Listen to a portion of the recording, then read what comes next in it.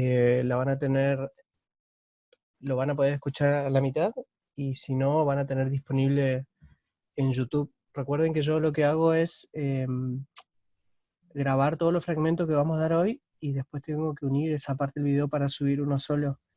Así que tengan paciencia, pero yo una vez que termina esto ya lo pongo a procesar y ahí lo dejo hasta que termine, después lo subo a YouTube. ¿Sí? Los 6 que están acá, por lo menos están, ya se fue, 5, somos ahí conmigo. ¿Están escuchándome? ¿No hay ningún problema? Sí, Sí, profe, profe, Bien, se le escucha escucha bien. muy bien. se escucha. Perfecto. Si tienen su mate ahí al lado, ténganlo porque hoy viene bastante largo.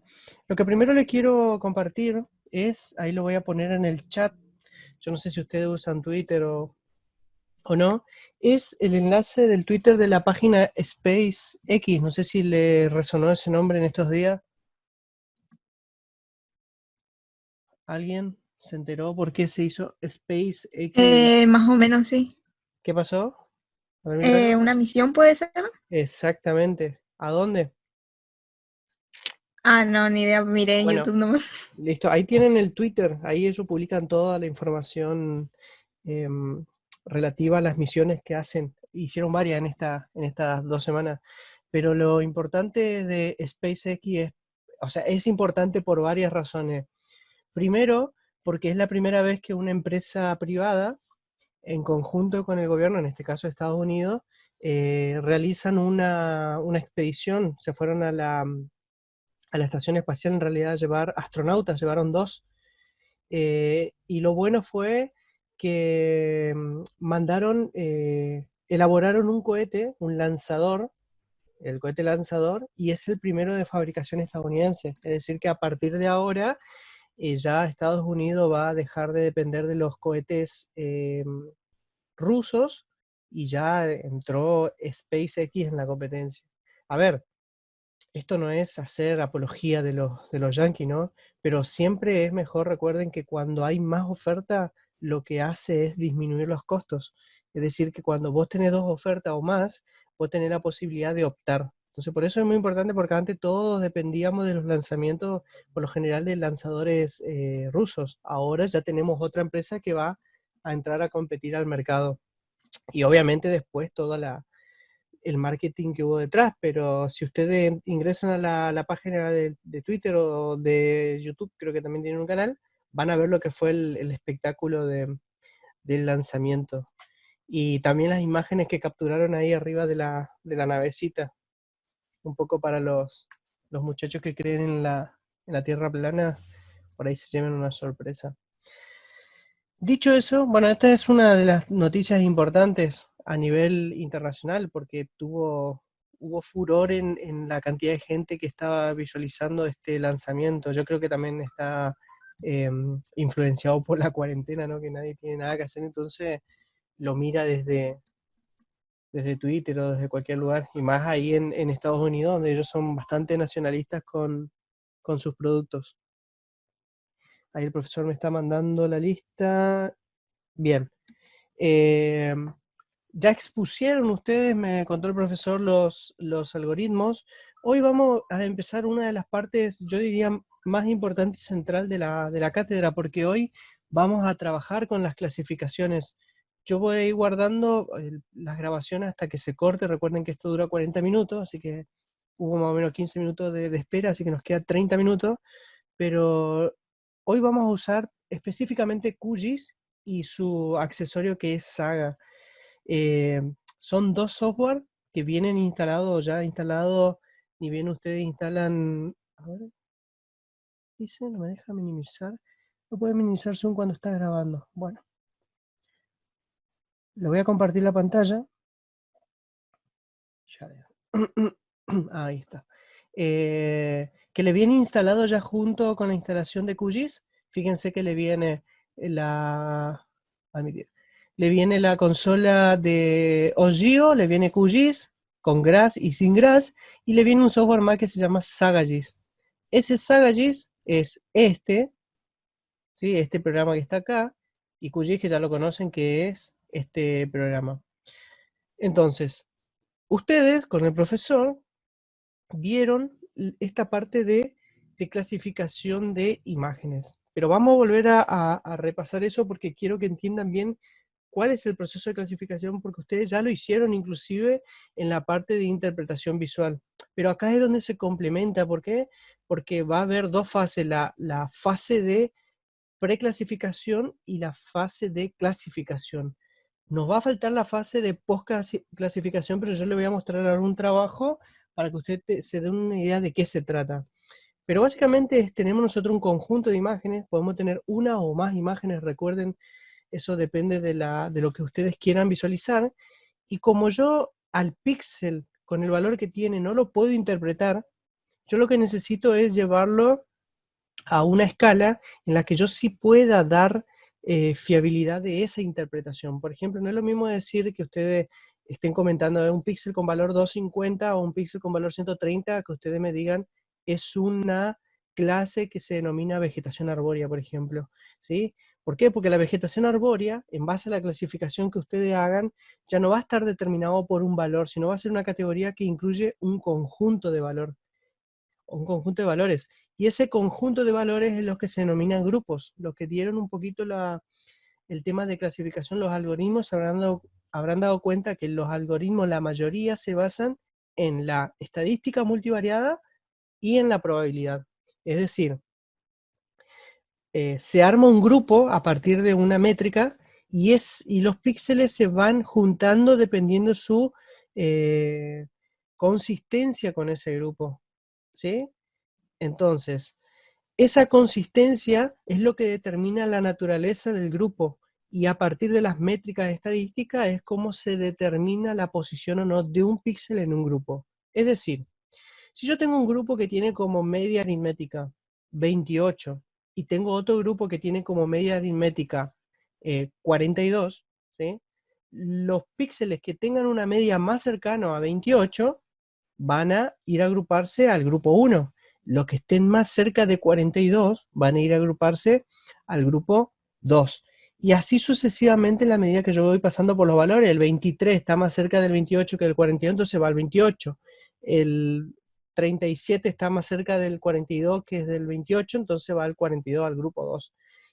Y así se van ordenando los píxeles. ¿Qué pasa? Que llegan momentos o píxeles que tienen valores, por ejemplo, 35, es decir, en la mitad, en la que uno no sabe si pertenece al grupo 1 o al grupo 2, ¿sí?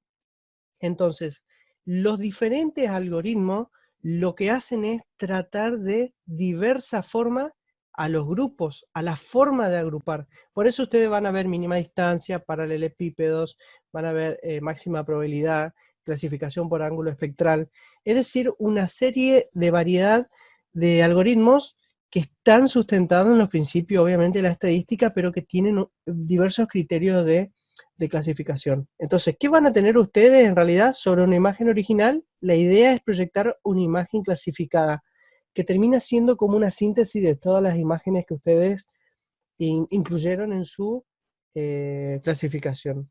Entonces, ¿qué tienen? La fase de entrenamiento, es decir, en donde ustedes van a definir ya lo que hicieron un poco en la parte de interpretación visual. La fase de asignación, en la que ustedes ya las categorías que definieron terminan asignando a partir de un algoritmo de clasificación, y después la de verificación o comprobación, que se hace a partir de medidas de campo, que se le puede hacer antes inclusive las medidas de campo, es decir, ir al lugar, tomar puntos de control, es decir, posicionarse con un GPS o de alguna forma decir qué hay en el lugar donde yo estoy parado, y eso que se termina conformando como la verdad terreno, después se lo replica en la imagen para efectivamente ver cómo ha sido la clasificación. Y eso termina dando un índice, el índice K, que se denomina fiabilidad de la clasificación.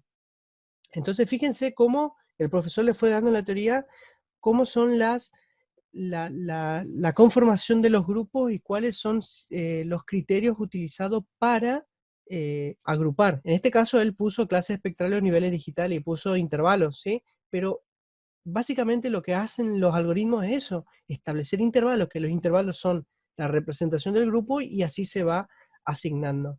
Vamos a ver qué más. Bien, los algoritmos, recuerden, tenían dos tipos, en realidad hay más, estos son los dos más comunes. los supervisados y los no supervisados. Supervisado, conozco el lugar. No supervisado, no conozco. A ver, puede suceder que yo también conozca el lugar y utilice técnicas no supervisadas. Efectivamente sucede y hay muchos trabajos que utilizan clasificación no supervisada para trabajar en lugares que no se conoce, que se conoce, perdón. Pero en cambio, trabajar en lugares que yo no conozco con clasificación supervisada, ahí sí puedo incurrir al error porque yo estoy dando fiabilidad de algo que no conozco. En cambio, la no supervisada es todo fundamento estadístico. Es decir, que si alguien me discute la pertenencia a una categoría, ¿sí? Yo me puedo fundamentar obviamente en la clasificación de grupo. Eso no quiere decir que yo no cometa errores. No quiere decir que yo presente una, no sé, una clase que la denomine agua, cuando en realidad cualquiera a interpretación visual está viendo que no es agua, que es un suelo desnudo, por ejemplo. En ese caso no hay estadística que te fundamente, pero a lo que voy es que la mayoría de las clasificaciones no supervisadas están fundamentadas en la eh, estadística multivariada. Bueno, acá ya ustedes vieron los algoritmos, fíjense cómo funcionaba cada algoritmo, esto es lo que le explicaba recién. Si bien cada uno tiene su forma de organización, en este caso de paralelepípedo, la zona en conflicto sería la zona en la que se interponen los paralelos, ¿sí? Que al fin y al cabo son paralelos en la recta, ¿sí? Ustedes, a ver, dieron estadística, pero no llegaron a dar la parte de multivariada, pero la parte de multivariada lo que se hace es todo cálculos en la recta, y estos paralelos son eh, lo más cercano a la realidad de cómo funcionan los algoritmos de la estadística multivariada. Que si después, si se siguen especializando en esto, más que nada la gente que quiera trabajar con demografía o todo ese tipo de áreas de las ciencias sociales, cuando seguramente vayan a dar estadística multivariada, ahí se van a encontrar un poco con esto y van a recordar los algoritmos de sensores. Después tenemos, obviamente, los de máxima probabilidad son los más fiables, ¿sí? Aquellos algoritmos basados en la probabilidad, por eso se llama máxima probabilidad, son los más utilizados en la academia y son los más fiables. ¿Fiables por qué? Porque hay mucha gente que ya ha realizado trabajo y ha comparado los algoritmos de clasificación con verdad terreno, entonces eso le permite a ellos justificar que los algoritmos de máxima probabilidad son los más fiables, es decir, los más certeros, los que clasifican mejor. Bien, eso fue un poco lo que el profesor le mostró de los algoritmos de clasificación. Hay más, están los algoritmos basados en árboles, en ángulo espectral, la clasificación por objetos también, que no vamos a llegar a dar, pero hay muchos algoritmos más de clasificación que no viene al caso porque nosotros no lo vamos a ver dada la complejidad que tienen. Pero lo que sí vamos a ver nosotros son los básicos. Y acá tengo el TP5, que son los algoritmos de clasificación supervisada y no supervisada. Los no supervisados vamos a ver ISOData y K-means, que son los dos que el profesor le habrá comentado. Y dentro de lo supervisado vamos a utilizar el algoritmo de máxima probabilidad y el de paralelepípedos. Es decir, son cuatro algoritmos que vamos a utilizar. ¿Qué más vamos a utilizar? Vamos a utilizar ambos conjuntos de imágenes, tanto de las Landsat 8, que ustedes ya la tienen, como las del Sentinel. Acá dice Sentinel 2, pero yo lo voy a cambiar, y vamos a poner el Sentinel 3 que ustedes tienen ahí. Yo le voy a subir ahora este TP, ¿sí? ¿Por qué? Porque esto estaba pensado inicialmente trabajar con el Sentinel 2, pero el profesor después me comentó que era mejor trabajar con el Sentinel 3 dado el cambio en la resolución espacial del píxel. Entonces vamos a cambiar esto a Sentinel 3. Entonces ustedes notan la diferencia. ¿Cuál va a ser la diferencia? La forma en la que los algoritmos clasifican una misma cobertura o identifican una misma cobertura en diferentes tamaños de píxeles. Ahí se van a dar cuenta ustedes cómo el tamaño de píxel importa en esta situación, en la clasificación y más que nada de áreas urbanas. Cuando son áreas extensas, por ejemplo, áreas rurales, áreas agrícolas, el tamaño del píxel ahí es insignificante porque si yo tengo 100 hectáreas plantadas de soja y tengo un píxel que tiene 100 metros cuadrados, por ejemplo, y tengo un píxel que tiene más grande en tamaño, tengo de 20 o 10 metros cuadrados, es decir, de mejor resolución, y me conviene usar el de 100 metros cuadrados porque yo tengo una cobertura homogénea. En cambio, si es un área urbana en donde la cobertura más heterogénea, es decir, donde puedo encontrar varias coberturas en un espacio reducido, ahí sí tengo que mejorar la resolución porque necesito identificar diferentes cosas. Entonces, en base a esa lógica, nosotros vamos a utilizar ambos conjuntos de imágenes. Y como ustedes están trabajando en grupo, no habría problema en que se dividan un poco las tareas y de esa forma procesan ambas imágenes. Pero vamos a ver cómo lo vamos a plantear a esto, que es un poquito largo, pero una vez que lo hacemos con uno después avanza. Bien, entonces, lo que vamos a hacer es esto, descártenlo, la parte de elaborar el polígono, yo también le voy a marcar esto, lo voy a quitar un poco. ¿Por qué? Porque el polígono va a ser la imagen completa, ¿sí? En realidad la imagen ya el profesor les recortó, ya le hizo esa tarea, por lo tanto no tiene sentido hacer esta sección. El recorte ya está hecho, es una porción de San Fernando, me parece, para la imagen de Sentinel, y creo que para el Lanza también. Entonces ya tenemos el mismo espacio, el mismo lugar o área de estudio. Así que por eso no habría problema, así que vamos a descartar estas actividades, que igual yo le voy a subir el nuevo trabajo práctico ya modificada estas cosas. Pero sí, los que van a tener que decidir ustedes es la composición, ¿sí?, que van a utilizar. Fíjense que acá dice realizar una composición RGB, que utilizará como fuente de clasificación, justificar con la bibliografía el uso de las bandas correspondientes. Es decir, si yo utilizo para Landsat 8 una clasificación en falso color, por ejemplo, yo debo justificar el por qué utilicé para el área de estudio ese tipo de combinación de imágenes. Si utilizo un falso color mejorado, por ejemplo, también justificar por qué. Si utilizo un color natural, también justificar por qué. Y la justificación, esto anótenlo, viene dada por la mayoría de una determinada cobertura. ¿A qué voy con esto? Si yo estoy estudiando un área desértica y utilizo una clasificación de color, falso color natural, ¿sí?, la famosa 543 de Landsat 8, que está destinada a observar vegetación, no tiene un sentido lógico usar una combinación de banda que está hecha para visualizar otro tipo de cosas.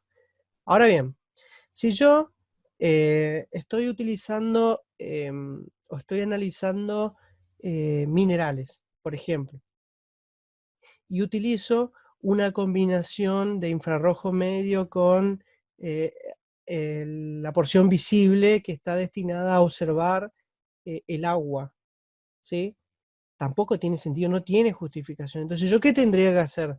Revisar la bibliografía o buscar en internet trabajo de teledetección, trabajo científico, en donde yo encuentre cómo se comportan las diferentes bandas en el área de estudio dependiendo de la cantidad de coberturas o la proporción de coberturas que yo quiero analizar. Es decir, si yo estoy en un área en donde hay mayor vegetación, lo más probable es que tenga que usar vegetación. Ahora, ¿cuántas combinaciones de banda hay para analizar vegetación? Hay varias, no necesariamente las 5, 4, 3. Entonces, de ahí viene la justificación, ¿sí?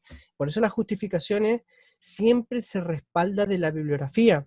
Es decir, si yo quiero estudiar, a ver, ¿cómo puede ser?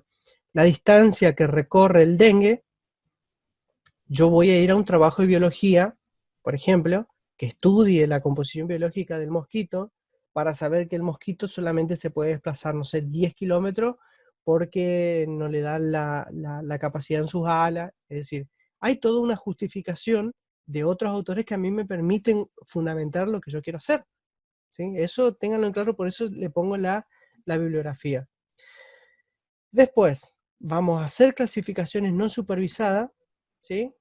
Vamos a hacer clasificación supervisada. La no supervisada, yo le voy a mostrar ahora, pero hay varias formas de llegar a esto, lo que se llama leyenda final, ¿sí? Hay varias formas de llegar y nosotros vamos a avanzar sobre una en primera instancia, ¿sí? Y después ustedes van a decidir en la siguiente cómo hacerla. No se preocupen que esto por ahora es confuso, pero cuando lo hagamos se van a dar cuenta a qué hago referencia. Después, obviamente, obtener ya la superficie de cada conjunto de coberturas. Obviamente que van a tener que hacer para Landsat 8 dos clasificaciones, una en Isodata y una en Camins, y para el Sentinel-3 una en Isodata y una en Camins. Es decir, que van a ser en total 4 clasificaciones para las no supervisadas y 4 para la supervisada. Es decir, 2 con el Landsat 8, con el paralelepípedos y con el máxima probabilidad, y 2 para el Sentinel, con el paralelepípedo y el máxima probabilidad. Bien, ustedes acá, en la parte de clasificación supervisada, ustedes lo que van a tener que hacer es establecer una leyenda, ¿sí? Esa leyenda, en realidad ustedes ya la tienen hecha. En el trabajo de interpretación visual, ustedes ya establecieron una leyenda, una referencia, con lo cual clasificaron algunas coberturas. Es decir, que van a basarse en algunas de esas clases que ustedes tomaron ahí. ¿Cuál clase no van a aparecer?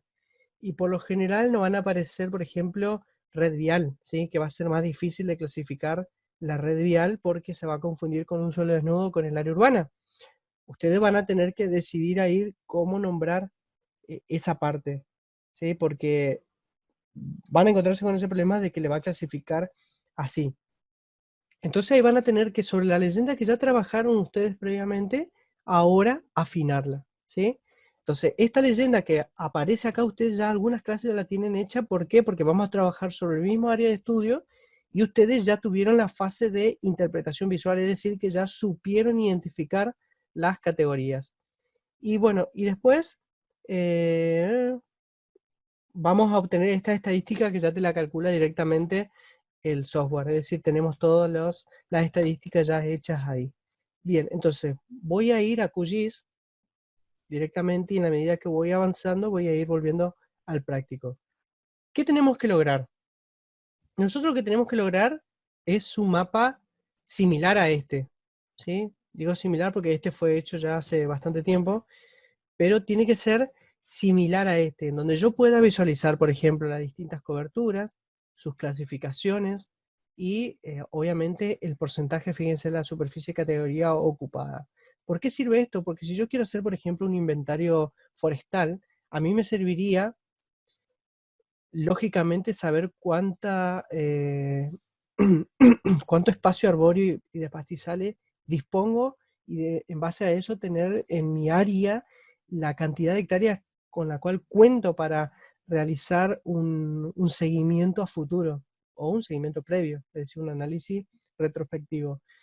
Es muy importante para eso, es más, los estudios de detección aplicados a recursos naturales están justamente destinados a eso. Después vamos a ver en el siguiente práctico lo que es ya un análisis más urbano, por ejemplo, un seguimiento de temperatura urbana o algún tipo de esas cuestiones, pero por ahora este tipo de clasificación nos sirve para eso. Para yo lograr esto, yo tengo obviamente que conocer el terreno, y como es un área que la mayoría conoce o que ya lo analizó en interpretación visual, ya directamente se va a dar cuenta dónde el algoritmo está errando y dónde no, ¿sí? Además, nosotros obviamente podemos presentar a partir de gráficos las diferentes estadísticas, ustedes ya van a decidir eso, cómo lo presentan, y después, obviamente, también, en este caso, uno termina dando muestras de los tipos de cobertura. Es decir, yo acá, por ejemplo, tengo cuerpos de agua, lo que se conoce como vegetación mixta, urbano, pastizal, vegetación arbórea. Estoy dando muestras de esas partes que yo identifiqué dentro de mis clases. ¿Por qué? Porque esto le sirve al lector saber obviamente qué tipo de cobertura es la que se está clasificando y por qué pueden suceder ciertos errores. Y después, obviamente, algunas imágenes, eso es cuando uno hace ya el trabajo de campo, y lo que le termina interesando al evaluador, al fin y al cabo, al que va a usar sus datos, es la fiabilidad de la clasificación, es lo que el proceso que ocurre después de la clasificación, en donde yo identifico, ¿sí? En este caso, que hay una fiabilidad promedio del 74%. Es decir, ¿qué significa? Que yo de cada 10 píxeles clasificados, 7 son correctos y 3 son erróneos. Y esos tipos de errores se dan de dos formas: los errores por omisiones, es decir, un píxel que no se clasificó como debería ser, y un error de comisión, es decir, un píxel que se asignó a una categoría que no correspondía. Y acá se van a dar cuenta cuáles son las situaciones. Por ejemplo, la vegetación mixta, que está clasificada acá, que dice fiabilidad 37%, ¿sí? Es una fiabilidad súper baja. Es decir, que solamente 3 de cada 10 píxeles se clasificarían bien. Pero ¿qué pasa? Si uno mira, analiza la tabla leyendo desde acá hacia allá o viceversa, es lo mismo, mira y fíjense que lo que está acá en la recta principal, en negrita en este caso, son la misma clase, ¿sí? Es decir, vegetación mixta y vegetación mixta. Esto es lo que se clasificó en teoría bien, solo un 37%. Pero, un 35% se clasificó como pastizal de vegetación mixta, un 35% se clasificó como pastizal. Y si uno viene a mirar la imagen, fíjense que la vegetación mixta, que termina siendo este conjunto de vegetación que está presente en el área urbana, y lo más probable es que termine confundiéndose con este. ¿Por qué? Porque acá tengo una heterogeneidad de información espectral que lo que hace es distorsionarme. Si bien estoy mostrando la plaza y son árboles, combinado con el césped y todo, pero los alrededores me distorsionan la imagen. Entonces esa distorsión produce que obviamente los algoritmos terminen identificando una cosa que en realidad no es, ¿sí? Entonces ese 34% que está en la tabla de error es lo que me está indicando obviamente la error por comisión, es decir, que estoy clasificando algo que no es. Y lógicamente que el otro error es el urbano. ¿Por qué? Porque también estoy en una zona urbana. Entonces, ¿dónde se va a prestar a la confusión? Acá, en la vegetación mixta con lo urbano y con el pastizal. ¿Qué dice el algoritmo? Mirá, yo encuentro este píxel, se parece mucho al pastizal, o se parece mucho a la cobertura urbana, y no sé en dónde ponerlo. Esos son los errores de comisión, entonces termina asignando a un lugar que no se debe. Fíjense, por ejemplo, en este caso la vegetación arbórea, que se clasifica en un 62% bien, se termina confundiendo con la vegetación inundada o la vegetación macrófita, esa que nosotros identificábamos. ¿Pero por qué puede ser? Porque por la alta reflectividad de ambas coberturas también produce cierta confusión, pero tampoco es tan inmensa como lo es en el pastizal respecto a la vegetación mixta. En este caso, solamente un 24% es la que más se confunde, y es debido a la reflexión que tiene. Si uno usara otros mecanismos para terminar de filtrar ambas informaciones, ahí disminuiría el error por omisión o comisión, es decir, que clasificaría mejor la vegetación arbórea. Pero bueno, dado que es una clasificación supervisada combinada en este caso, no presenta mayor inconveniente, dado que 6 píxeles de cada 10 son clasificados de forma adecuada. Y fíjense que con los otros directamente ni se confunde, prácticamente un 6%, un 3% son valores nulos. Inclusive con el urbano, la vegetación urbana con el urbano, cero, es decir, que no hay forma de que ambos se crucen, es que ambos se confundan. A ver, vamos a mirar el agua casi 80%, es decir, que el agua es una de las coberturas que mejor se clasifican junto con el urbano. ¿Por qué? Porque el agua, obviamente, la cantidad de absorción de energía que tiene, produce justamente que se distinga específicamente. ¿Y con quién se confunde? Con vegetación inundada, que es la más próxima, es decir, que la vegetación inundada, al estar en el agua y tener una absorción y reflexión eh, dispar, es decir, dispar me refiero a que se presenta más cercana a la vegetación y a veces en algunos sectores más al agua. Entonces, esas variaciones en la reflexión hace que obviamente que tienda a confundirse con los cursos y los cuerpos de agua, que en realidad por su proximidad es lo más lógico que suceda. Y acá obviamente si volvemos entre vegetación y onda y arbórea vuelve a suceder la misma situación. Esta es la tabla o la matriz de confusión que el profesor le habrá dado, en donde uno evalúa la fiabilidad de las coberturas. Es decir, basados en porcentaje de los píxeles, uno termina identificando dónde está el problema.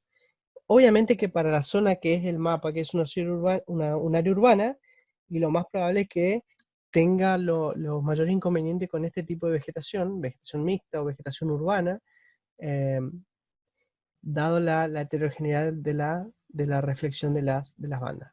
Bien, si bien nosotros no vamos a llegar a esta matriz, quería que la vean, porque si el profesor le habrá comentado lo que era la matriz de confusión, lo más probable es que le haya generado cierta curiosidad saber qué es la famosa matriz de confusión. Quiero ver cuánto tiempo queda. Un minuto. Que sepan cuál es la matriz de confusión y cómo se la interpreta. Bien, entonces dicho eso, dado que queda 1 minuto 42, y después volvemos ya y trabajamos sobre QGIS, ¿tienen alguna duda respecto de esto?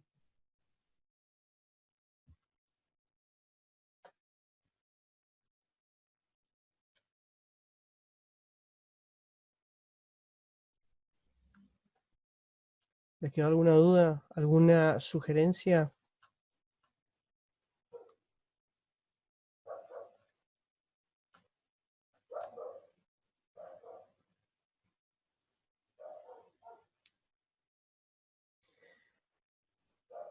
Bien, entonces, ya que no le quedó ni una duda, la transmisión termina en 1 minuto, así que lo que voy a hacer es parar de compartir la pantalla y mientras retoma la conexión, que va a pasar poquito, ¿sí? Yo estimo que en 5 minutos terminaría de procesar el video.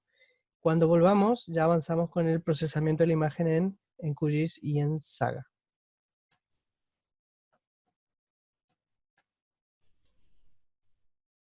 Aprovechen para ir al baño, calentar el agua al mate, etc.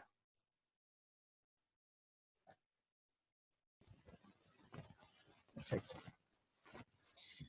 Ahí se está grabando. Perfecto. Bien, entonces, ¿dónde habíamos quedado nosotros? En la parte de ya directamente avanzar sobre el procesamiento de la imagen. Bien, recuerden que, como les mencioné antes, cuando ustedes instalaron QGIS, le instaló también un programa que se llama Saga. Ese hoy lo vamos a utilizar. Yo lo tengo abierto acá, pero primero vamos a venir a QGIS. Ustedes lo que hicieron fue las composiciones y el procesamiento de la imagen en Snap. ¿Sí? Snap recuerden que es el software de la Agencia Espacial Europea. QGIS es un software GIS. QGIS está más destinado a archivos vectoriales, es decir, shape, procesar ese tipo de cuestiones, pero dada la influencia que tuvo GEDAL con todas sus herramientas, lo que se terminó haciendo es incorporando muchas de las herramientas de GRASS y de GEDAL a QGIS, por eso permite procesar también imágenes de satélite, pero no es lo más óptimo, por eso tenemos que usar Saga para hacer algunas cosas, y ahora vamos a ver cuál. Bien, entonces, ¿qué puedo hacer yo? Si yo quiero visualizar las composiciones de imágenes, es decir, que para el trabajo práctico yo tengo que hacer, recuerden, elegir una composición de imagen para el satélite Landsat 8 y para el Sentinel 3, recuerden, yo le voy a cambiar esta parte. En QGIS es sencillo combinar o componer las imágenes. Voy a ir a buscar mis imágenes, por ejemplo, las que yo utilicé en los prácticos anteriores, geografía, sensores remotos, acá las imágenes de Osvaldo. Esto, lanzado 8, espérenme, ahí está. Yo voy a traer la infrarrojo cercano, ¿sí? Infrarrojo cercano, voy a traer la banda roja, que es la que voy a usar, y la banda verde, que es para hacer la combinación 5, 4, 3, ¿sí? La combinación falso color natural. Entonces yo acá tengo las tres imágenes visualizadas en QGIS. Ahora, yo lo que necesito es que estas tres imágenes sean una composición. Para ello, en la sección de arriba, donde dice raster, hay una opción que dice miscelánea. Y dentro de miscelánea yo tengo la opción de construir raster virtual. Presiono en construir raster virtual. Y acá lo que voy a hacer es, una vez que me abre esta herramienta, primero voy a seleccionar las tres bandas. La verde, la roja y la infrarroja. Pero voy a hacer una cosa. Voy a acomodar en el orden 5, 4, 3. Es decir, que el infrarrojo cercano debería estar arriba, ¿sí? Y el rojo en el medio y el verde debajo. Voy a ver si yo ordeno acá, a esta lo pongo en el orden que debe ser. Voy a ver si me lo ordena él acá. Si no lo ordeno ahí, no hay problema. Vuelvo acá, en estos tres puntitos. No me lo ordenó. Entonces vamos a hacer una cosa. Este lo tiro abajo, ¿sí? Lo selecciono y lo llevo hasta abajo, entonces me queda así. Arriba el infrarrojo, es decir, banda 1, banda 2 y banda 3. Lo selecciono a las 3, le doy a aceptar, ¿sí? Ahora, si yo no elijo guardar, él me lo va a crear virtualmente. Y si yo elijo guardar, él me lo va a guardar en en un espacio del disco. ¿Qué más puedo hacer? Yo quiero que este quede activo, que me coloque cada archivo de entrada en una banda separada. Entonces yo después lo puedo manipular. ¿Por qué? Porque yo acá puedo agregar más de una banda, más de tres bandas, perdón. Puedo agregar 4 o 5, es decir, tener todas ya juntas para después hacer la composición que yo quiero. Pero en este caso vamos a usar 3 nomás. Y le voy a dar ejecutar en segundo plano. Hace eso, termina, y fíjense que me creó una nueva imagen acá, que se llama, acá, perdón, virtual. Es esa la que me creó.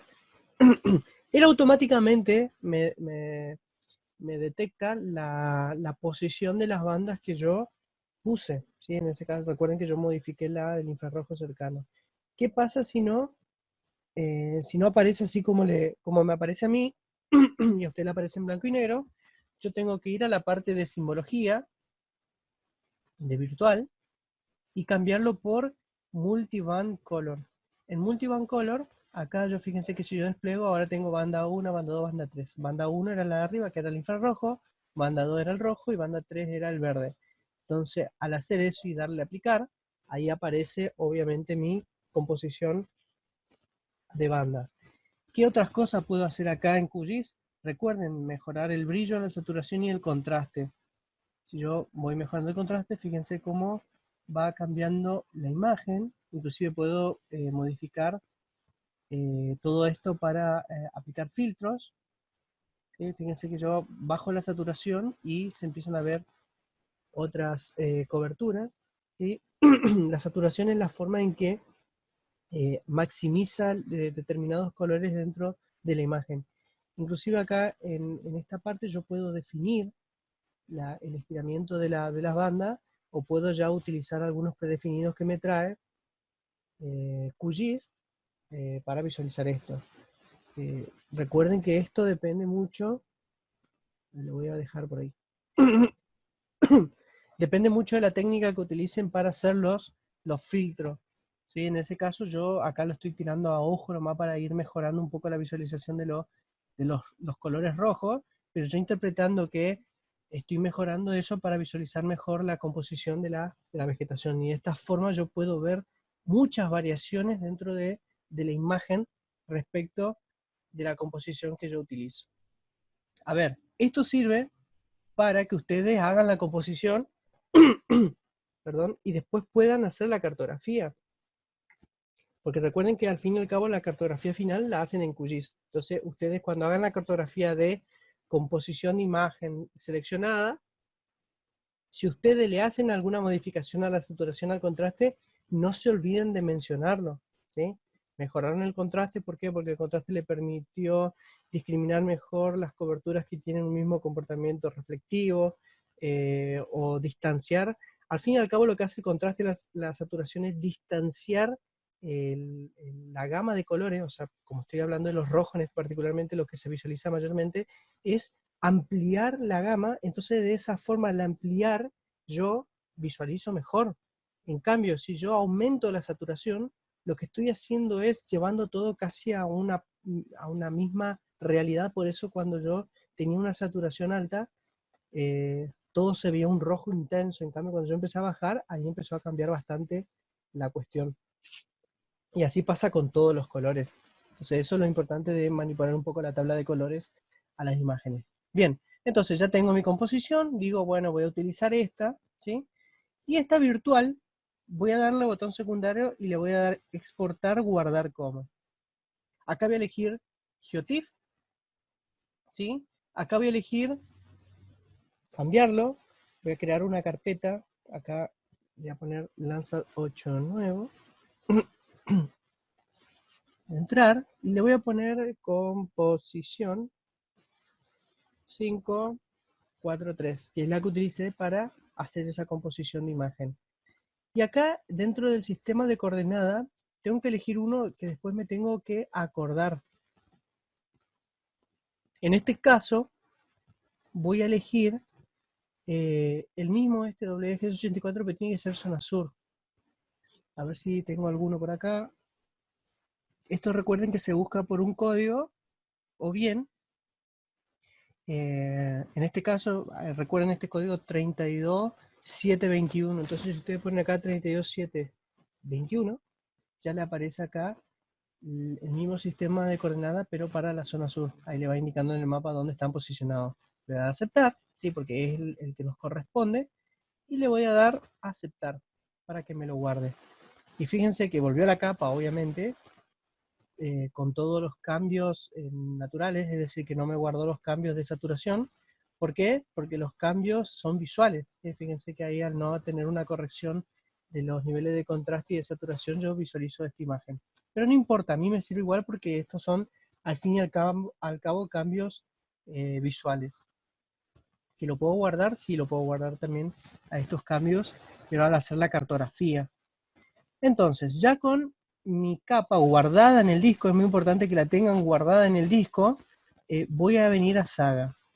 Una cosa que quiero que vean, fíjense que acá dice Saga también, es decir que yo todas las cosas que tengo en Saga la podría hacer acá, pero había algunas cosas que tiraba error, entonces yo preferí directamente llevarlo a Saga y procesarlo en Saga para evitar el error y que ustedes no se estén complicando.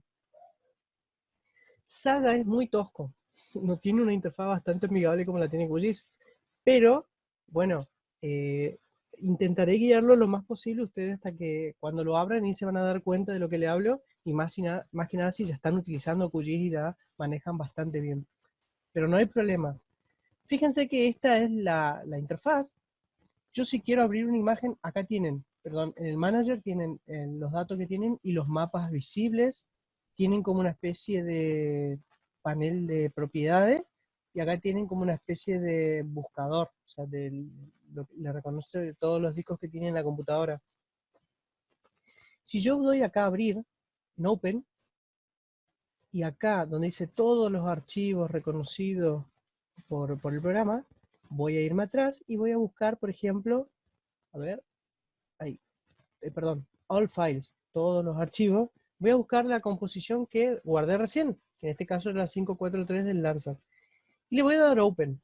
Fíjense que él me abre este selector de múltiple banda, dice. ¿Por qué? Porque yo cuando hice la composición, recuerden, con Virtual, acá con el miscelánea, construir raster virtual, yo utilicé 3 bandas. Entonces, al utilizar 3 bandas, él me reconoce 3 bandas. La banda 1 es la infrarroja cercana, la banda 2 es la roja y la banda 3 es la verde. Recuerden bien esas cosas. Entonces yo le decía que me cargue todas las bandas. Él lo que hace es identificarme individualmente las bandas. Entonces yo, al tocar y darle OK, vengo a la sección de data, y fíjense que me aparece 3 bandas. ¿sí? La banda 1 que correspondería a la banda del infrarrojo cercano. La banda 2, esto con darle doble clic, ya aparece acá, y al darle doble clic a otra imagen dice, desea agregar otro layer, le da New, le aparece otro cuadrito, y si le doy otra vez, me aparece otro cuadrito que puedo ir acomodando. Esto lo puedo maximizar para que me ocupe toda la pantalla, o lo puedo minimizar. Y acá, en esta parte donde dice Setting, fíjense que hay muchas cosas, y entre una de las cosas hay uno que dice Setting. En la parte de color tipo yo puedo cambiar, por ejemplo, puedo decirle que sean, a ver, discreto, no era discreto, era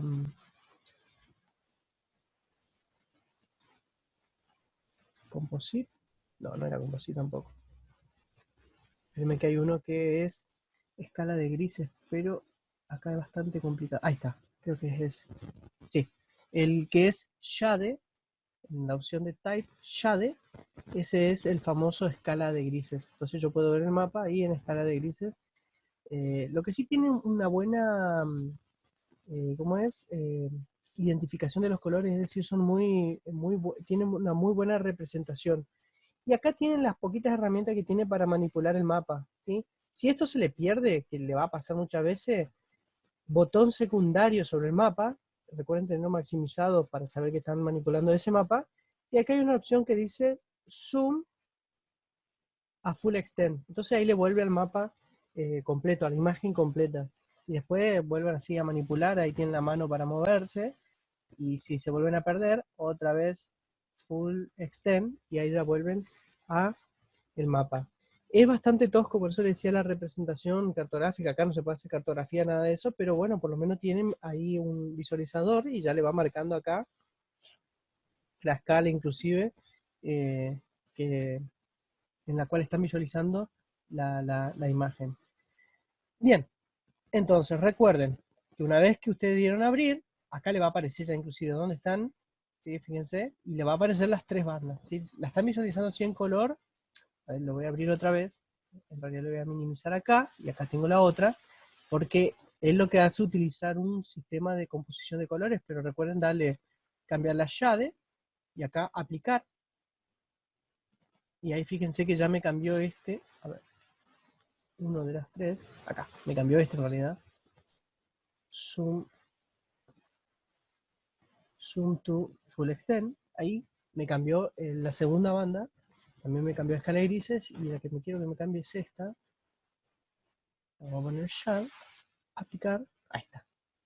Entonces también tengo la primera cambiada a escalas de grises. Es decir, tengo las tres bandas ya visualizando en escala de grises. Entonces, ya con esas tres bandas, yo disponible acá, ¿qué tengo que hacer? Tengo que aplicar, como dice acá, la clasificación no supervisada. ¿Y cómo hago eso? En la sección de Geoprocessing acá arriba, ustedes tienen una sección que es Imagery, Classification, y tienen la opción de Unsupervised. Y dentro de Unsupervised tienen las dos, ISOData y Camins. Recuerden que ustedes tienen que hacer ambas para para los dos conjuntos de imágenes, es decir, dos para el Landsat, una ISOData y una Camin, y dos para el Sentinel, una ISOData y una Camin. Entonces, presiona ISOData y le abre este recuadro. ¿Qué tienen que hacer acá? Donde dice Grid System, es decir, que le está pidiendo el sistema de coordenadas que van a usar, ustedes van a presionar ahí y le va a aparecer este, que es el único que le está identificando acá, en este conjunto de imágenes que ustedes abrieron. Si ustedes no abren ni una imagen, no le va a aparecer nada. Y yo les recomiendo que solamente abran la imagen que van a procesar. En este caso yo abrí las Landsat 8 y solamente dejé las Landsat 8. Si ustedes van a procesar las Sentinel, eliminen las de acá, las Landsat 8 con el botón secundario, y le voy a mostrar cómo eliminar, porque les va a aparecer dos conjuntos de sistema de coordenadas, y ahí puede que le confunden y no van a saber cuál es el que le corresponde a esa imagen. Recuerden eso porque cuando estén procesando la imagen se van a terminar de confundir. Ahora, Features, si ustedes presionan, le está diciendo que elijan las imágenes. En este caso vamos a elegir las tres. ¿Por qué? Porque la clasificación se va a hacer con las 3 bandas que nosotros definimos previamente en el QGIS, que era en mi caso 5, 4, 3. Ustedes la van a definir las que quieran, recuerden justificar. Se puede clasificar una banda hasta N bandas, es decir, muchas bandas. Si acá yo tuviera 20 y quisiera meter las 20 para clasificar de un sensor, la podría hacer tranquilamente. En este caso solamente vamos a basarnos en 3. Entonces con esta herramienta la paso toda para acá. Es decir, que me utilice las 3. Ok. Entonces fíjense que dice features, 3 objetos que pertenecen a la composición 543, que es el nombre de la banda 1, composición 543, banda 2, banda 3. Ahora bien, estadísticas que me las cree, ¿sí? En las tablas. Y acá en las opciones donde nosotros vamos a trabajar un poco. ¿Qué sucede? Que normalmente, uno cuando utiliza una clasificación no supervisada construye, por ejemplo, 30 clases. Es decir, que lo que va a terminar definiendo el algoritmo son, según este PowerPoint, son 30 grupos. ¿Sí? Estos grupos, 30 clases, es decir, va a haber 30 clases dispersos acá. Pero va a suceder que 2 grupos son la misma cobertura. Es decir, por ejemplo, la vegetación arbórea que tenga un espacio o las copas de los árboles mucho más verde que otra vegetación arbórea que tenga las copas de los árboles más claras, al fin y al cabo son vegetación arbórea, pero espectralmente responden un poco diferente. Esa poca diferencia, el algoritmo lo va a identificar y lo va a separar. Al separarlo, yo posteriormente tendría que unirlos. Es decir, ¿por qué? Porque yo estoy identificando otras, ¿cómo es? Estoy identificando otros grupos que en realidad son lo mismo, entonces tendría que hacer un paso posterior. En este caso, vamos a hacer una cosa. Vamos a poner solamente 10 grupos como mucho. Es decir, 10, en teoría, 10 grupos de coberturas. ¿Sí? Y ustedes se van a encargar de interpretarla. Es decir, mira, esta me parece que es esto, esto, lo otro, porque ustedes ya tienen un análisis previo a partir de la interpretación visual. Entonces, vamos a poner acá el número de iteraciones, 5. ¿Qué son los números de iteraciones? Esto es lo que pusieron, seguramente Isodata sabrán. El algoritmo pasa una vez, forma los grupos, es decir, forma estos grupos, y determina una media estándar o una mediana o, alguna estadística para agrupar. Asigna los píxeles. Eso hace en una primera instancia. Después vuelve, en una segunda iteración, vuelve a analizar los píxeles y los vuelve a reacomodar. Y aquellos que quedaron afuera los vuelve a reacomodar. Es decir, vuelve a hacer cálculos estadísticos para ver, en definitiva, a quién pertenece.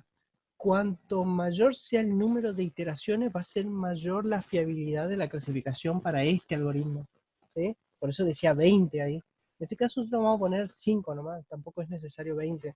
Y también depende mucho de la cantidad de datos que yo tenga. En este caso, cada dato es cada píxel. Bien, entonces dice, inicial, el número de clústeres iniciales. Acá le vamos a poner, o sea, la cantidad de clústeres iniciales que sean 10. El número máximo de clúster que sean 10. Y el mínimo número de ejemplos de clúster que sean 10. Vamos a dejarlo ahí. Ah, no, 5 me dice como default mínimo, default 5. Vamos a dejarlo en 5, sí, por default, a ver qué sucede. Si es que me agrupan las 10 clases o no. La idea siempre es lograr 10 clases como mucho, ¿sí? Puede darme menos, puede darme más. Eso no depende mucho de la estadística del algoritmo. Entonces ahí, una vez hecho eso, le doy OK. Ahí procesa el algoritmo y me debería devolver una imagen. No. Vamos a ver qué erramos. Ok. Ok. Me lo eliminé. Voy a volver al algoritmo. Clasificación. Isodata. Entonces vuelvo. Ya me queda guardada el sistema de coordenadas, las imágenes, la estadística. Número de iteraciones 5. Inicial número de clases 5. máximo número de clases, vamos a poner 5, que inicie con 5 y que me tire como máximo 10. Eso es lo que le estoy diciendo. La normalización le voy a dejar así. A ver si ahora me clasifica.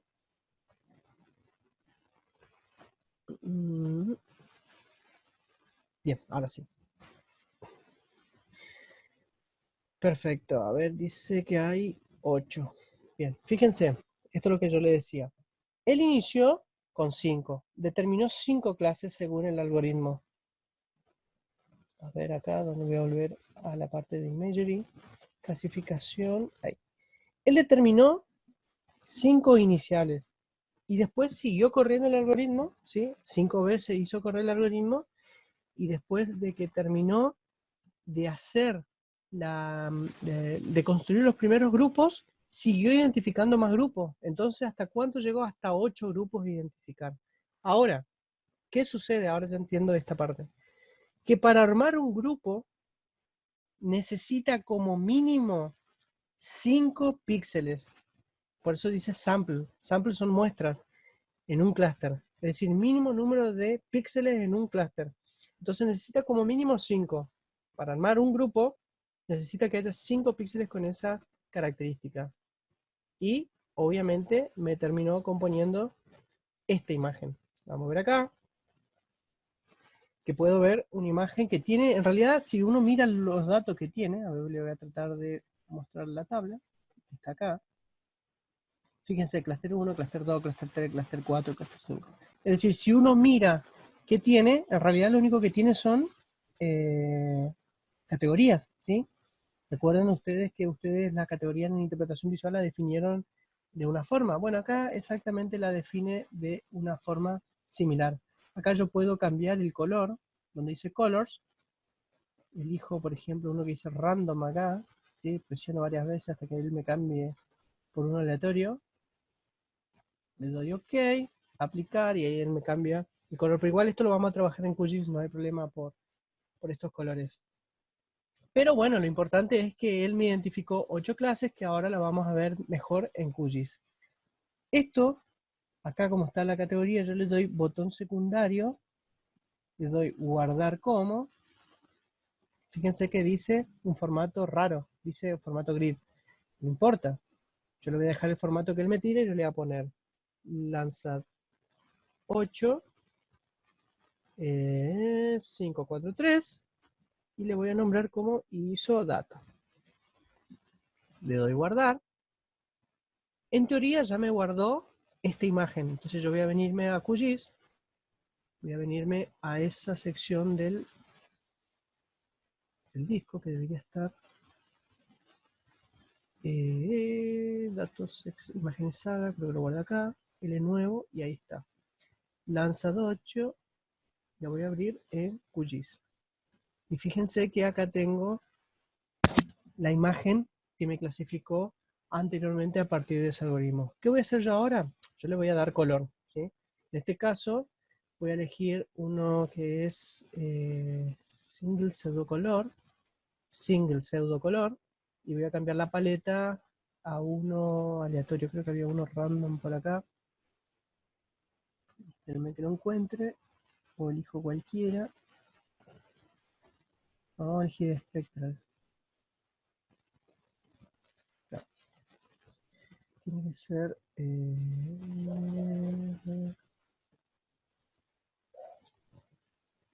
máximo 8.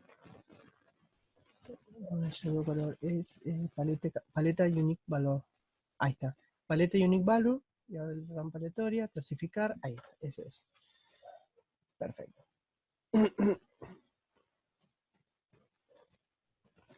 Esta es la clasificación final que a mí me queda. Entonces, ahora, ¿qué tengo que hacer yo? En definitiva, ustedes los colores acá lo pueden cambiar al color que quieran, ¿eh? No necesariamente tienen que elegir la paleta aleatoria. Ustedes pueden optar por la paleta de colores. Yo en ese caso, a ver, en ese caso elegí esta paleta, pero ustedes pueden optar por cualquiera de estas paletas que existe acá, ¿sí? Para que se vea de una forma diferente. Pero ¿qué es lo importante? Que ustedes acá van a tener que, en virtud de lo que conocen del área, ¿sí? Por eso la interpretación, la clasificación no supervisada requiere este análisis posterior, es identificar para cada una de las categorías, por ejemplo, qué es lo que están visualizando. Y fíjense en este caso, que también lo puedo ir agregando a la medida que yo voy necesitando. Lo voy a eliminar, fíjense, elimino del 2 al 8 con este botón. Ahí está. Le doy a aplicar, y ahí me queda. Fíjense, ese color rojo que yo estoy viendo acá es, fíjense, es el río, ¿sí? Bueno, yo lo defino de una manera con un nombre de la categoría. Recuerden el nombre de la categoría. En este caso, intenten buscar un nombre de categoría lo más aceptable posible. Por ejemplo, puede ser cursos de agua con sedimento, ¿sí? ¿Por qué? Porque si yo después pusiera la otra parte, el agua correntino que está limpio, yo interpretaría que eso es la parte del curso de agua con menor cantidad de sedimento, ¿sí? Ahora bien, si yo quiero agregar el número 2, presiono el signo más, fíjense que se agrega otro. Si presiono el signo más, se agrega otro y así sucesivamente se va a agregar hasta que no haya más muestras. Pero recuerden que yo tenía solamente 8 categorías, ¿sí? Voy a ir eliminando, voy a dejar el 2. Si yo le doy clasificar, aparecen todos. Entonces el 2 le doy a aplicar y fíjense que apareció otra cosa. ¿Qué es esa otra cosa? Y voy a tener que seguir mirando en mi imagen, dándome cuenta qué es lo que apareció. Miren, fíjense que obviamente que está asociado a la vegetación. Hay algo que me está identificando el algoritmo como una clase que yo la tengo que interpretar. Después, lo mismo, agregan otro, acá le cambian el color, para que no se confundan con ese, a ver si yo al darle otra vez el color, ahí está, él me lo vuelve a clasificar, pero apareció el color azul, ¿sí? ¿Qué es esto? Está ahí. Esto para ir segmentando el análisis. Fíjense cómo va cambiando, y así sucesivamente con cada uno de todas las categorías que yo tengo formadas acá. Al fin y al cabo, yo voy a tener acá una leyenda totalmente compuesta. Ahora bien, ¿qué van a tener ustedes además de esos datos? Van a tener una tabla, que es esta tabla, la tabla de estadísticas. Esta la Profe, pueden una guardar. pregunta. Sí, sí. En el paso anterior, por ejemplo, cuando vamos agregando las capas, ¿se pueden apagar, por ejemplo, la uno y la 2 para ver únicamente la 3? Sí, puedes hacerlo. Mirá, en realidad no lo podés apagar, lo eliminás nomás directamente, ¿sí? Claro, pero ¿y si ya lo habíamos clasificado Y anotarlo aparte, en un anotarlo. aparte? Claro, a ver, A ver, agarrá un Excel o una hoja, anotá vos qué era. Y una vez que definiste los 8, o sea, anda apagando acá, pero una vez que definiste los 8, ahí está. recién hacer la cartografía y nombrarla, ¿sí? Bien, bien, sí. ¿Me entendiste o no cómo hacerlo? Por ejemplo, yo digo que el uno es agua, por ejemplo. Lo elimino acá, no me interesa ya analizarlo. Claro, o sea, no escribirlo de una ya en el Claro, QGIS. exactamente. Si no me quedo con el 2 y si ya interpreté el 2 voy con el 3, la elimino al 2, al 3 y ahí voy viendo así. Y después al final Bien, yo defino ya las categorías a ver de qué era, ¿sí? Una vez que defino, le doy clasificar todo y elijo la paleta de colores que más representativa, o yo asigno los colores que quiero, o sea, eso ya varía por ustedes, ¿sí? está, gracias. Y para cada una de estas categorías, para cada una le va a aparecer acá en Saga la tabla. Esta tablita, al darle doble clic, aparece esto acá. ¿Qué muestra esto? Muestra para cada uno de los clústeres, recuerden que están enumerados, 1, 2, 3, tal cual como aparece en QGIS. Elemento es la cantidad de píxeles que tengo en cada una de las categorías. Y fíjense que el práctico pide la superficie, ¿sí?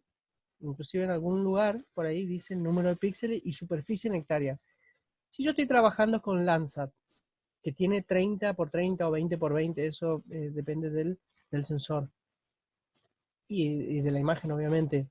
Y tengo la cantidad de píxeles, lo único que me queda es multiplicar la cantidad de píxeles por la resolución espacial y tengo la superficie en hectáreas, que después obviamente la debo convertir en hectáreas porque está en metros cuadrados.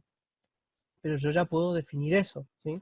Si sé que es 20 por 20 la resolución y tengo 69.000, multiplico por 20 y ya voy a tener la superficie en hectáreas. Eso lo van a tener que convertir. Pero esto también lo pueden guardar. Guardar como, creo que le dejaba guardar como Excel. No, archivo separado por coma o DBF. ¿Sí? DBF lo van a poder abrir en QGIS o el archivo separado. Ah, y también lo van a poder abrir en Excel, pero lo van a tener que convertir posteriormente. Y este también lo van a poder abrir en Excel, lo voy a guardar ahí a ver, para mostrarles, pero también lo van a tener que convertir porque no le va a dejar. A ver, voy a venir. No, voy a guardar en el isoclustro, este. Le va a decir que identifiquen, bueno, acá lo van a tener que abrir de forma especial, ¿sí? Como es un archivo separado por coma, le van a tener que dar abrir con formato especial, a ver cómo era eso. No. Espérenme que tiene una forma de abrir cuando son archivos especiales. Ya me voy a acordar cómo era. Bueno, mientras lo pienso, ya me voy a acordar cómo era abrir un archivo desde otras fuentes. Acá. Importar desde un archivo de texto, desde la web, una consulta. ¿Dónde estás? Esperen que hay una opción que le deja abrir.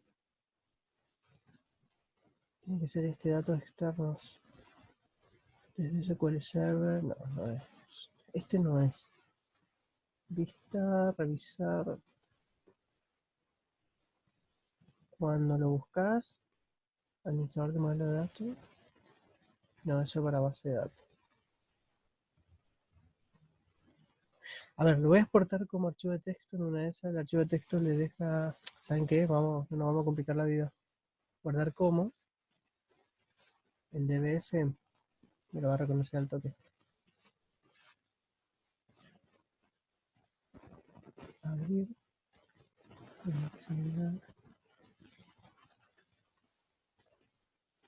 El DBF me lo va a reconocer. Por eso espero. Imagen global, y todos los archivos. Ahí está. Es este. Ahí está. Sí. El DBF. Guárdenlo como DBF y lo reconoce así. Entonces acá tienen, obviamente, el clúster hace referencia al número de categoría y tienen los elementos. ¿Sí? De esa forma ustedes ya pueden avanzar con la estadística y todo que le pide acá. Entonces bien, ya tenemos el ISO cluster, el ISO data, perdón, se llama acá. Ahora nos faltaría el K-means. Y el K-means, acá, está en el mismo lugar. Imagery, clasificación, un supervisor y K-means cluster. Y fíjense que les vuelve a pedir el sistema de coordenadas, o sea, lo mismo. Le vuelve a pedir los objetos. Recuerden que acá va a aparecer uno más que es la imagen clasificada previamente. Vuelvo a elegir las tres de arriba ahora. La puedo seleccionar con el Shift o ir pasando de a una con este, no con ese, con este. 1, 2, 3. Si se pasan uno de más, la seleccionan y con este que apunta para allá, vuelve y ahí queda afuera. Le doy OK. La estadística que me las cree. El método, yo utilizaría este que dice iterativa mínima distancia. ¿Sí? Ahora, dice, la cantidad de clúster que quiero, 10. ¿Sí? Fíjense que dice mínimo, él te crea como mínimo 8, y bueno, máximo, eso lo define 1. Que me cree también 10 como máximo. Mínima cantidad de iteraciones, yo le voy a poner 5, como lo dice el otro. Normalice, no lo activo, y le doy OK. ¿Sí? Me crea la estadística y me crea los clusters. Si esto aparece apagado, usted denle en Create que queda así, create, ¿sí? Y le doy OK. Esto debería crearme una imagen similar. Ahí está perfecto. Es esta. Le doy a abrir. Y acá tengo la clasificación para el Camins, que al fin y al cabo termina siendo lo mismo, nada más que acá sí aparecieron 10 clases. En el caso anterior, en el ISO Data, no, solamente aparecieron 8. Entonces ustedes, ahí al tener las dos clases, es decir, los dos tipos de clasificación, ahí ustedes van a poder hacer la comparación al identificar la cobertura que ustedes están identificando, cómo le clasificó una y cómo le clasificó otra. Por ejemplo, si en el Camins no le identificó o no le distinguió el agua, por ejemplo el agua que está totalmente sedimentada del agua limpia, ahí ustedes tienen una parte de justificación exacta, digámosle, dicen, no, en realidad el Camins tiene problema para identificar el agua con contenido de sedimento. O bien cuando se van y revisan la vegetación o los pastizales, la vegetación herbácea. Es decir, que ahí van ustedes a identificar por visualización nomás cuáles son las clases que mayores. Vamos a seguir con el tema de la clasificación. Hoy sí nos vamos a pasar un poquito, pero es por una cuestión de terminar esta parte de no supervisada y la supervisada avanzar o mañana o el viernes, ¿sí? Queda esta parte. Entonces, nosotros habíamos quedado justamente en esta clasificación, habíamos hecho la clasificación Camins, recuerdan, que para guardar, seleccionan la imagen, guardar como, le dejan esta parte, yo voy a poner lo mismo, este nombre nada más que acá le voy a poner Camins. También así. Camins. Camins, le doy guardar. Y ya voy a tener disponible la imagen acá. Le voy a dar actualizar en QGIS y ahí aparece la imagen Camins. ¿Qué van a tener que hacer con esto? Exactamente lo mismo que hicieron con la anterior, con la ISOData. Componerla, esta era Unique Value, elegir la rampa de colores, como una aleatoria, clasificarla y aplicarla. O elegir alguna, qué sé yo, combinada. Bueno, esta no me gusta. Pero acá tienen todas las rampas, fíjense toda la que hay. Voy a elegir esta, por ejemplo. A ver. Y obviamente, fíjense que existe una cierta relación entre los algoritmos. La diferencia, voy a poner un aleatorio para ver si me rampa aleatoria. No. Fíjense que, por ejemplo, el Camins no me identificó la variación del agua, en este caso, pero sí lo hizo el ISOData, ¿sí? Es decir que esto demuestra que los algoritmos tienen cierta sensibilidad a algunas cosas y a otras, pero quizás el Camins me termine identificando otras cosas, o el ISOData me termine identificando mejor otras cosas que el Camins no, ¿sí? Como esto es toda estadística multivariada, obviamente que todo está basado en estadística, es decir, promedios, desviaciones estándar, y así se forman los grupos y así se van agrupando. Inclusive acá, en estos dos métodos, y esto es muy importante que lo sepan, son los métodos que mayores errores por omisión y comisión cometen. ¿Por qué?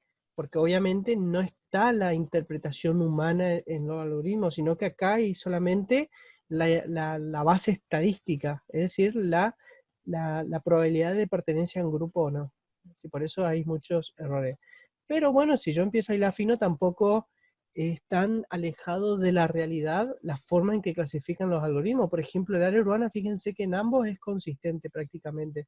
Es más, si yo identifico acá la categoría 3 como área urbana y vengo acá, identifico la categoría 6 como área urbana y vengo y miro las estadísticas, es decir, de esta y de esta, vamos a ver si lo puedo ver así, no, tendría que minimizar esto, pero, Dios, minimizar esto, a ver si me abre esta tabla, Cluster Analysis, necesitaría esto.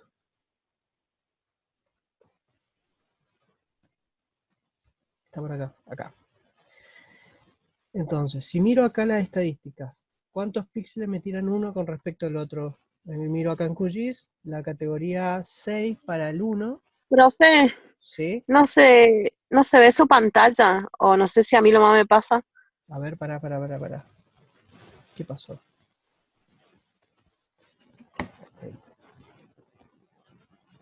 Qué raro. Va de vuelta. ¿La ven ahora? Sí, ahora sí. Sí, Sí, ahora ahora sí. sí, profe. Bien, perdón. Era para ver si estaban atentos nomás. Vuelvo. Yo le mostraba acá en QGIS las dos categorías. La de ISODATA y la de Camins. Fíjense que la categoría 6 es la área urbana acá, ¿sí? O la más consistente como área urbana. Y vengo a Camins y miro que la categoría 3 sería la más consistente con área urbana, ¿sí? Es decir, que acá me tiró en el clúster 3 y acá me tiró en el clúster 6, el área urbana. Entonces, obviamente que ustedes elijan un color que en ambas se vea de la misma forma, o sea, si eligen verde para una, sigan verde para la otra. Entonces vengo y miro acá, 6 y 2 o 3 era, no me acuerdo, y 3. 6 y 3. Fíjense que para el ISODATA me tiró 119.857 píxeles como, en mi caso yo lo interpreto, como área urbana, ¿sí? El color verde. En cambio, para el Camins me tiró 176.156 píxeles. Es decir, que hay casi una diferencia de 50.000 píxeles identificados en este caso como área urbana, que yo lo identifico como área urbana, más en este que en el ISODATA. ¿Eso qué me está indicando a mí? En realidad yo no puedo validar eso sin tener conocimiento del terreno, ¿sí? Ahora, ¿qué sucede? Que si yo tomo muestras, por ejemplo, tomo muestras aleatorias de ambas imágenes, ¿sí? Recuerden que ahí están las dos ciudades. Muestras aleatorias de ambas imágenes y yo verifico esas muestras, ahí recién yo me voy a dar cuenta cuál de los dos algoritmos clasificó mejor una determinada cobertura. ¿A qué voy con esto? Yo hago los dos, ahora salgo a la ciudad y empiezo a muestrear qué es área urbana o qué defino yo como área urbana, y voy y comparo esas muestras que tomé con el valor de píxel que me asignó. Si yo vengo acá, por ejemplo, a ver, voy a ver un lugar donde esto sería, por ejemplo, este píxel verde que ustedes ven acá, para el ISODATA, acá, por ejemplo, esa zona, este píxel en particular, ¿sí? Fíjense que para el Camins es un color verde, un verde claro, pero no es el naranja que debería ser el de área urbana. Pero vengo acá al ISODATA y es verde, ¿sí? Es decir, que para el ISODATA es área urbana, pero para el Camins no. Entonces yo me voy con un GPS y me paro justo en este píxel. Voy, miro qué hay, y supongamos que es el área urbana específicamente. Entonces, ¿qué pasó? Cuando yo haga la evaluación, el área urbana, que es en la realidad el área urbana, el ISODATA me clasificó bien, pero el Camins no, me clasificó como, por ejemplo, no sé, cobertura herbácea, ¿sí? Es decir, me tiró un error de omisión, es decir, que omitió un píxel que verdaderamente era lo que yo estaba esperando. Entonces, ¿qué voy a determinar con todos los puntos de muestra? El porcentaje de fiabilidad de la clasificación para cada cobertura. Es decir, lo que le mostré al inicio, esta famosa tabla de o matriz de confusión. Es decir, que yo voy a tener dos tablas. Voy a tener una para el ISODATA y otra tabla para el Camins. Y para cada una de las coberturas, yo voy a tener justamente ese porcentaje de acierto o no de cada uno de los píxeles. ¿Se entiende? Que la evaluación se la termina haciendo así. Ustedes lo único que van a hacer en este práctico es contarme, ¿sí? ¿Cuál es la diferencia en clasificación? O sea, ¿cuál es cobertura que ustedes establecieron una leyenda y dijeron, por ejemplo, área urbana? El CAMIS me identifica más píxeles de área urbana que, por ejemplo, el ISODATA. Ahí están las comparaciones. O si identificaron agua, por ejemplo, dicen, ah, bueno, esto es una cobertura de agua. Yo mirando la imagen que yo uso como composición, miro esto es agua indudablemente, ¿sí? Y es un cuerpo de agua. Entonces yo vengo y miro acá y digo, oh, mira, esto sí es cuerpo de agua y es la categoría 4 para el Camins, voy a buscar su correspondencia en el ISOData, que es un naranja similar a este, al 4 me parece que también, y ahora voy a comparar en la tabla de datos el 4 respecto del 4, por ejemplo, a ver cuál de los dos tiene mayor cantidad de píxeles asignados. Perdón, acá es, en el ISOData, es el 4. Y en el otro es el 4. No, ambos es el 4. Cluster 4. Ahí. Ahí. Entonces, no, este no es. Entonces, ahí de esa forma, yo voy a poder saber cuántos píxeles tengo en uno y cuánto tengo en otro. Perdón, estoy viendo 1,0, por ejemplo, este 4,0 acá que me está haciendo ruido, que no puede ser. En el K-means, un valor de 4, me indica bien K-means, que sería este con valor de 4, y me está indicando un 0, es decir, sin píxeles. Y también el clúster 1. A ver, vamos a volverlo a clasificar porque no puede estar mostrándome algo. Sí, efectivamente, pero me identifica sin valor, o sea, me está identificando sin valor ese lugar. Vamos a consultarle la estadística. Banda 4 derivada. Qué raro. Que no me identifique la cantidad de píxeles que está tomando para ese clúster. Ustedes van a tener el conteo final al saber cuántos píxeles tienen en la imagen y después cuánto le identificó. Si le tira este error, vuelvan a calcularlo al valor, ¿sí? Y fíjense que la categoría 1 también me identifica la categoría 1, que es este verde. Este verde también me identifica, lo voy a eliminar. Ese y el 4. Y el 4 son las dos categorías que me está tomando sin valores. Es muy raro, es como que no lo está identificando a esas categorías, ¿sí? Bien, a ver, ¿qué sucede? Que si yo interpreto la tabla estadística, yo tengo, por ejemplo, 100.000 píxeles clasificando y hago la sumatoria de todo esto y tengo 90.000, quiere decir que 10.000 píxeles fueron asignados a estas dos categorías, ¿sí? Yo tengo que verificar bien que si yo identifico el 4 como la categoría de agua, me está, por descarte ya sé cuántos píxeles quedan asignados.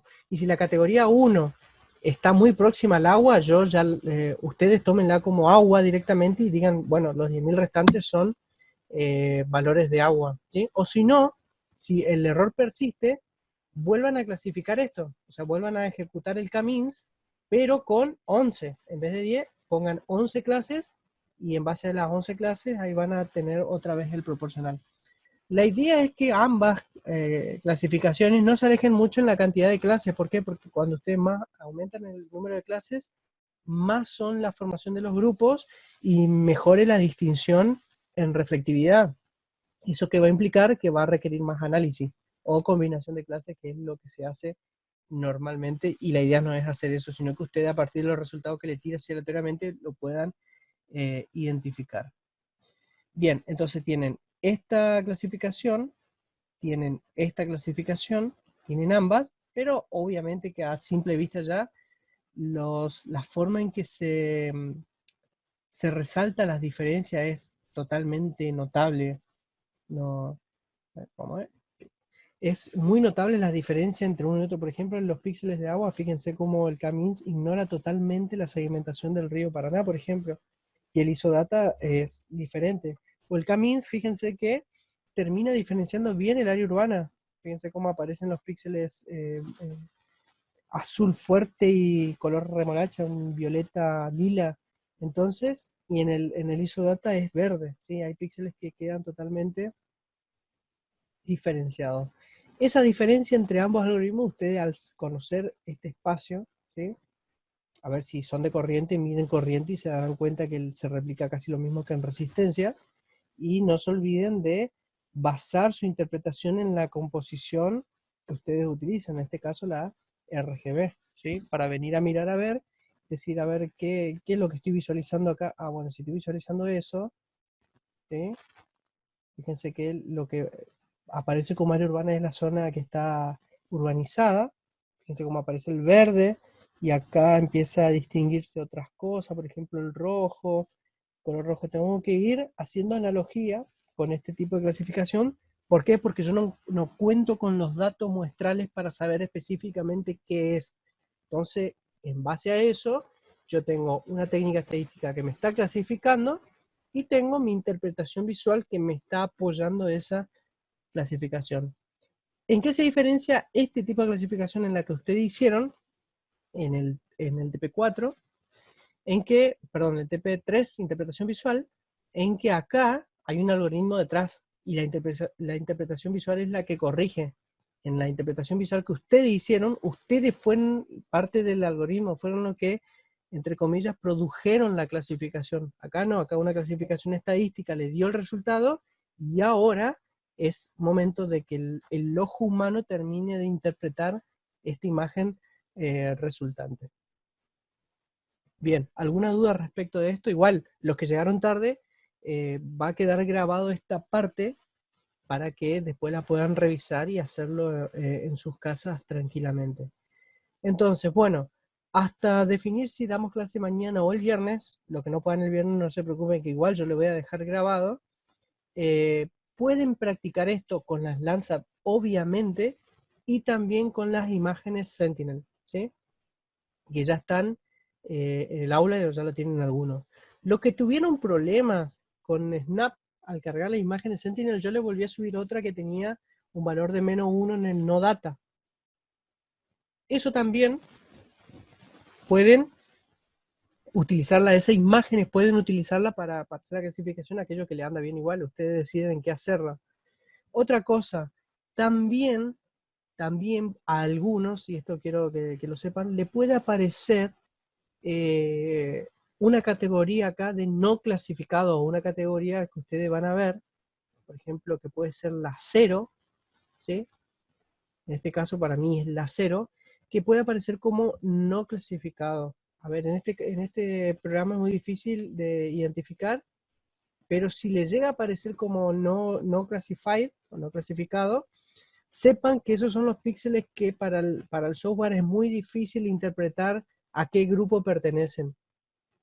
Por eso le aparece como no clasificado, ¿sí? Pero si no le aparece el no clasificado, no se preocupen, que de alguna forma identifíquenla como grupo y vayan a la interpretación visual para ver qué categoría es. ¿Sí? ¿Alguna duda? Bueno, cuando empiecen a trabajarla y se van a dar cuenta la mayoría de dudas que pueden aparecer. Fíjense que la red vial, obviamente que termina confundiéndose con el área urbana. Si yo definiera, o si yo tuviera que interpretar esto, yo lo que haría es combinar estas dos clases, la clase 3 con la clase 6, por ejemplo, porque para mí sería ambas área urbana, ¿sí? Fíjense que estos dos, para mí sería ambas área urbana, pero como yo definí un número de clúster importante, 10 por ejemplo, es lo que hace distinguir, porque quizás esto sea una cosa, a ver, ahí, me voy a acercar más, la reflexión del azul fuerte es una cosa, y la reflexión del lila es otra. Y a ver, se puede distinguir mínima variación, pero para el software que tiene esa capacidad de distinguirlo, es importante. Recuerden que la clasificación esta final está determinada por la composición original, es decir, por la combinación del infrarrojo cercano, el rojo, y el verde. Eso quiere decir que las bandas o el área de vegetación sería el área en que mejor deberían discriminar los algoritmos de clasificación no supervisados. Al basarse en esas tres bandas, lo más probable es que las coberturas de vegetación sean las mejores clasificadas. Si ustedes utilizan alguna combinación que la tienen en la bibliografía para analizar áreas urbanas, por ejemplo, ahí directamente las áreas urbanas serían las que mejor responden a estos métodos de clasificación, dada la combinación de bandas que yo estoy utilizando. ¿Sí? ¿Estamos o no?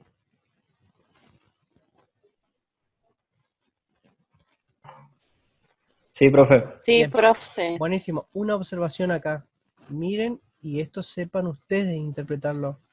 Si yo miro lo que es los cursos respecto de los cuerpos, no puedo distinguir más que por su forma, pero por color no, ¿se entiende? Porque en la categoría me la está asignando al mismo valor, o sea, me está poniendo el valor 4. Entonces, ¿qué quiere decir? Que yo en mi referencia tengo que poner cursos y cuerpos de agua, ¿sí? ¿Por qué? Porque ahí me los combinó, él no supo distinguir si era de forma alargada, o sea, si era léntico o lótico. No supo distinguir esa característica. Lo que sí supo distinguir el algoritmo era si la cobertura tenía diferenciaciones espectrales por la composición que tiene. En este caso, con mucha sedimentación acá y con poca sedimentación acá. Sí, en este caso sí me lo pude identificar, pero en el otro, no. ¿Sí? Entonces ustedes van a tener que ahí ver cómo hacen para mostrarme esta diferenciación en ambas imágenes. Van a tener que discutir y pensar bien cómo dicen, bueno, yo lo que le quiero informar es que estas categorías son las mismas, pero acá se diferencia algo. ¿Sí? ¿Alguna duda? ¿No? ¿Ninguna duda?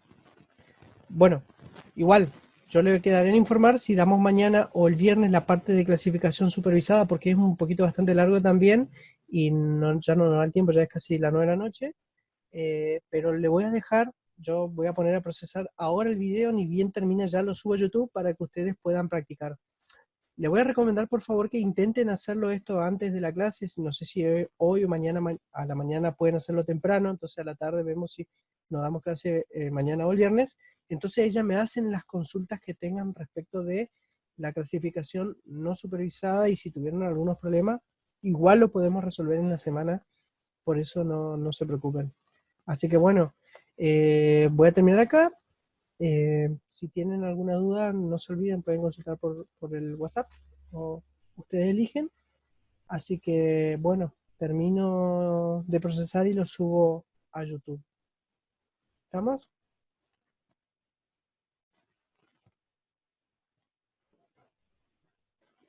Así que bueno, nos vemos pronto, que anden bien.